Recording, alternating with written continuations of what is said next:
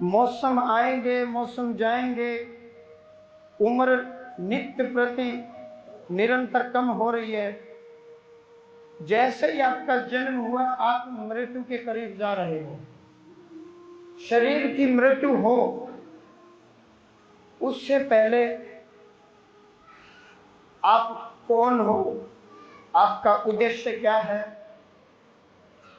परमात्मा क्या है, आपने पा लिया, पकड़ लिया तो ठीक, नहीं तो पुनः जन्म लेना पड़ेगा। अगले जन्म में फिर पुनरावृत्ति होगी, फिर नहीं पकड़ पाए तो फिर पुनरावृत्ति। तो शास्त्र कहते हैं पुनरपि जननम पुनरपि मरणम, यही एक दुख है, बार बार जन्म होना और बार बार मरण।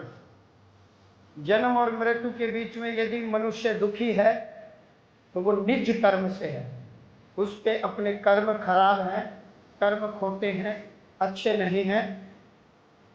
गरीब घर में जन्म आपको मिल गया, लेकिन यदि आप गरीबी में ही मृत्यु को प्राप्त होते हैं, मर रहे हैं, तो ये आपकी अपनी कमी है। आप चाहो तो पुरुषार्थ करके अमीर भी बन सकते हो। बहुत से उदाहरण संसार में आपको देखने को मिलेंगे, सुनने को मिलेंगे कि अमुक अमुक व्यक्ति के घर में खाने के लिए कुछ भी नहीं था, बहुत गरीब परिवार में थे, लेकिन आज अपने मेहनत के बलबूते पर पुरुषार्थ करके, प्रयत्न करके बहुत अमीर हो गए।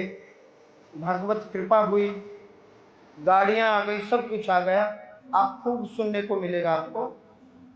और इसके विपरीत आप ऐसा भी सुनने को देखोगे, सुनने को मिलेगा आपको कि बहुत अमीर थे लेकिन अब कुछ नहीं रहा, सब बर्बाद हो गया, जमीन बिक गई, गाड़ी बिक गई, घर बिक गया, बाप दादा बहुत अमीर थे।